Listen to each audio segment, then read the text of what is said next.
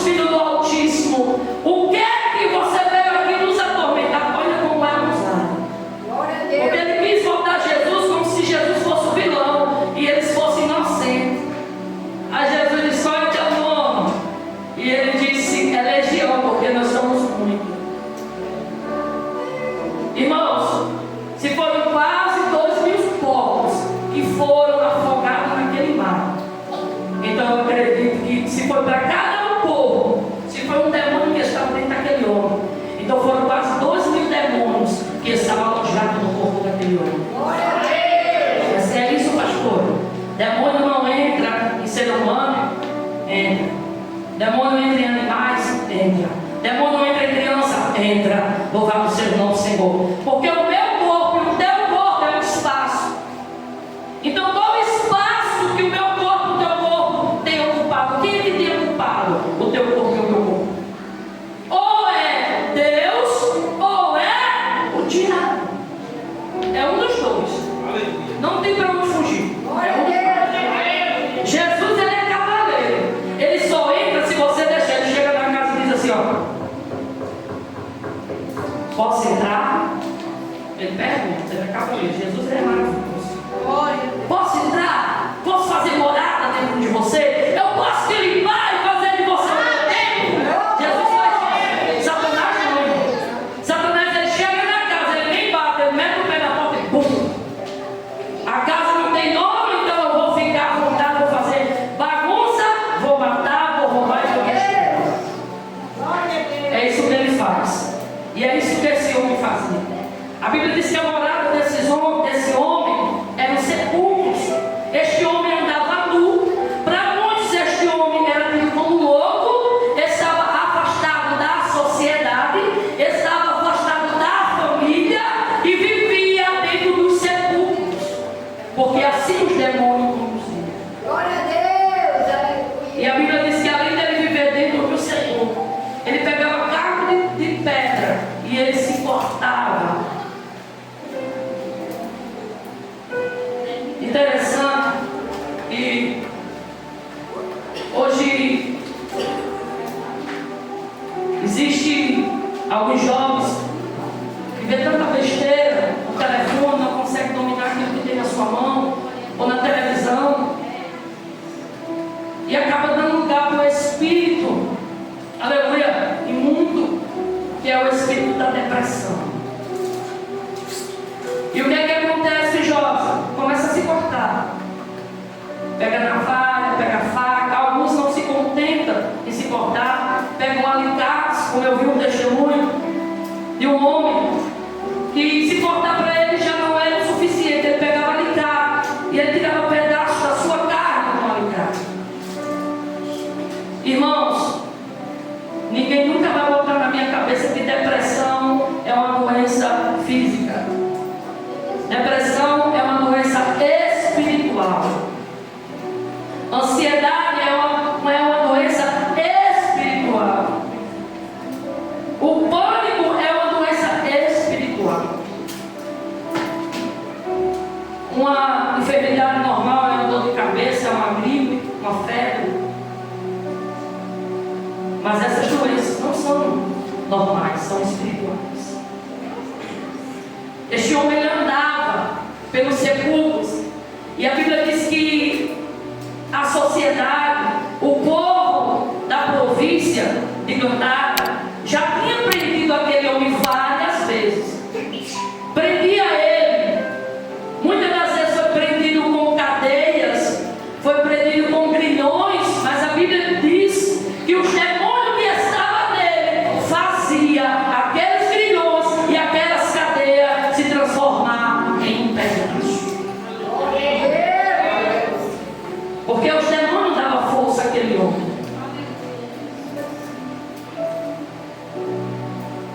Aleluia. Só que quando ele vem clamando, rogando a Jesus, ele queria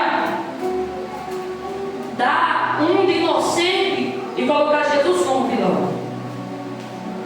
Porque ele vem clamando, ele vem dizendo: ó Jesus, Filho do Altíssimo, viesse nos atormentar. E quem estava atormentando não era Jesus. Quem estava atormentando era aqueles demônios, atormentando aquela vida que vivia aprisionada, aquela vida que não ia para a família, que vivia dentro dos sepulcros, que vivia nos montes vagando. Era esse que atormentava. Aleluia. Só que Jesus vai dizer para eles, perguntar o nome, ele vai dizer que a legião é muitos. E eles vão rogar, olha só, eles vão rogar a Jesus que Jesus não mandasse eles para fora.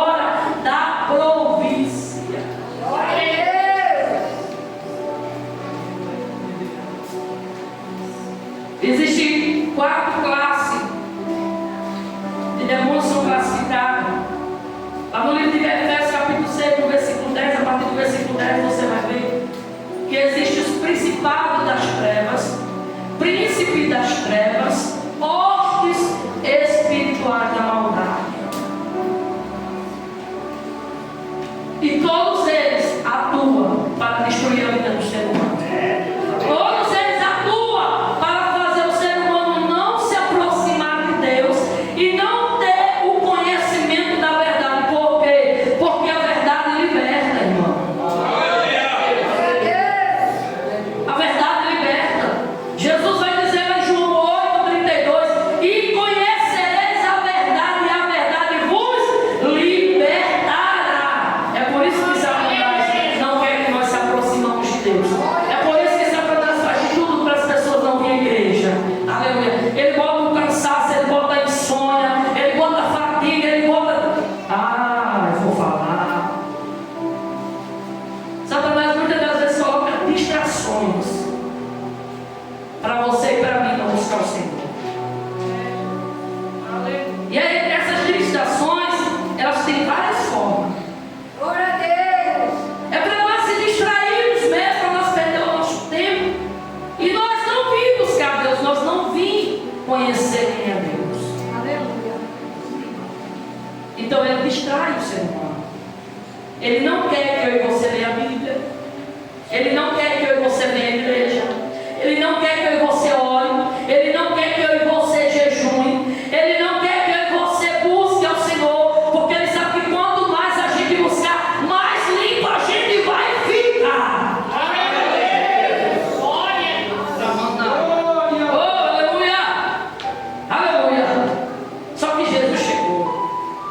E quando Jesus chega, alguma coisa acontece. É Deus. Jesus atravessou o mar, enfrentou. Ele não, os discípulos enfrentaram a tempestade, enfrentaram o vento para chegar do outro lado, porque Jesus tinha um propósito de chegar até aquele homem. Glória a Deus. E quando Deus tem um propósito na minha e na tua vida, ninguém vai impedir. Aleluia. Porque se tentar impedir, Jesus tira do caminho. Pode ser até familiar, pode ser até parente. Jesus desce a sepultura e leva. Glória a Deus. Eu já contei aqui para os irmãos que eu vi um testemunho de uma mãe que dizia que não vinha para a igreja porque o filho dela não ficava quieto no culto. E ela disse: eu não vou mais para a igreja porque o meu filho não fica quieto no culto, não se quer. E ela levou isso como motivo para não vir para a casa do Senhor. E esta criança, Deus levou esta criança. E no dia do velório, a irmã estava chorando pelo filho que tinha morrido. Aí Deus usa uma boca de um irmão e diz assim: por que tu choras? Tu não disseste que ele era impedimento para tu ir para a minha casa? Então agora eu tirei ele. Agora você não tem mais nenhum impedimento. O que a senhora está querendo dizer, pastora? Eu estou querendo dizer que quando Jesus tem um propósito na minha e na tua vida, meu querido, aleluia, Satanás saia da frente, o inferno sai da frente, porque o que Deus fala, Deus cumpre, ninguém impede. Aquilo que Deus determinou para fazer na minha vida e na tua vida. Aleluia, aleluia, glória a Deus, aleluia. Se algo foi impedimento para mim servir a Deus, se algo foi impedimento para mim buscar Deus, pode ter certeza que Deus tira do caminho. Pode ser quem for. Aleluia. Eu lembrei agora de um testemunho muito lindo que eu ouvi. Esse eu vi pessoalmente. Aleluia. Foi de um pregador que veio lá para a igreja da promessa. Foi assim que quando eu cheguei aqui do Rio Grande do Norte. Ele era homossexual. E a mãe dele, eu esqueci o nome dele agora, ele é um pastor. E a mãe dele orava por ele. Ele entrou no homossexualismo.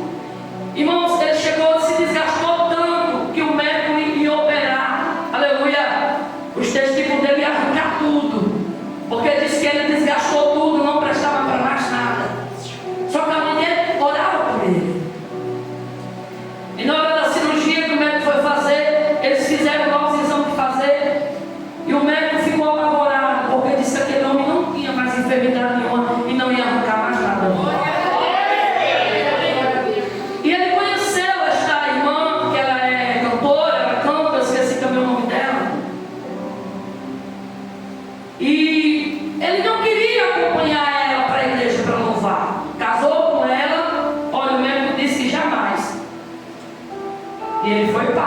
uma menina linda, lourinha, dos olhos verdes. E ele não queria acompanhar de maneira nenhuma essa irmã para a igreja. Sempre dava uma desculpa. E ela tinha o dom do louvor. E ela disse: meu Deus, o que é que eu faço? O meu esposo não me acompanha, o meu esposo não quer fazer a obra comigo. E eles foram para o culto. Foi sem querer, ele foi sem querer nesse dia. Foi sem querer para o culto, ficou lá atrás, aí foi louvando. E Deus, uma irmãzinha do manto, aquelas irmãzinhas do corpo. E ele disse, ele contando um testemunho, irmãos. A irmãzinha veio marchando até ele e diz: aponta o dedão na cara dele assim: tu não quer fazer a obra minha serva? Ah, pois eu vou te levar e vou colocar outro no teu lugar. Irmão, ele disse que arregalou o olho. Eu disse: Jesus, não, eu vou. Foi, irmão, você verídico esse testemunho. Você não quer? Ah, pois eu vou levar você e vou colocar outro para fazer, para ir com ela fazer a minha obra no teu lugar, já que você não quer fazer. E Jesus ainda continua fazendo isso, continua. Porque Jesus é Deus. E ninguém impede a obra que Ele tenha realizado na nossa vida. Ninguém impede a obra que Deus tenha realizado na nossa vida. Ninguém. Aquele povo, quando viram aquele endemoniado lúcido ali, sentado aos pés de Jesus, vestido em perfeito juízo, temeram. Só que a Bíblia vai dizer que o povo da cidade vem ter com Jesus. Veio, eles veem, irmãos. Eles veem o milagre. Só que a Bíblia diz que eles vão falar para Jesus assim: Jesus, sai do meu lugar, sai do nosso território. Que é isso?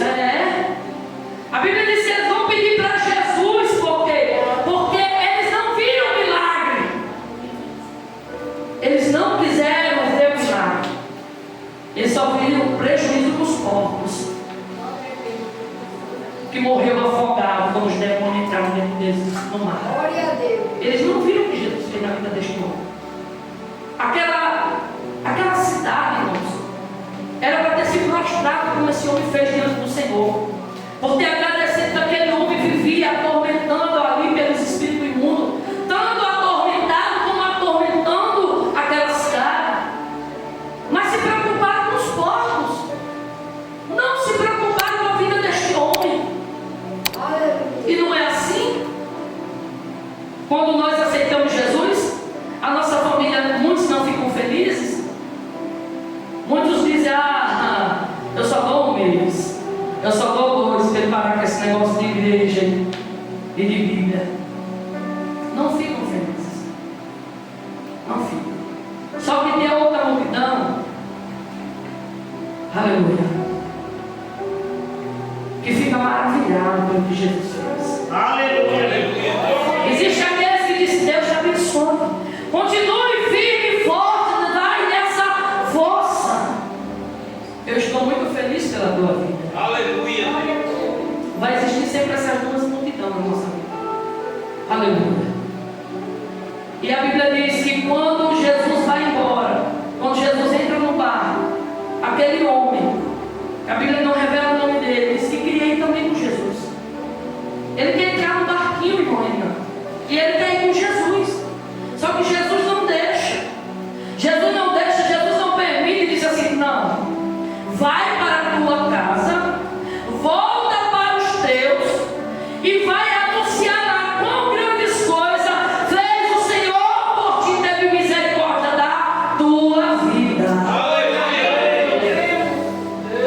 Jesus dá uma missão para aquele homem: diz, olha, você já está liberto, você já está sã, então volta para os teus e vai dizer quão grandes coisas fez Deus por ti. Aleluia. E a Bíblia diz que ele vai.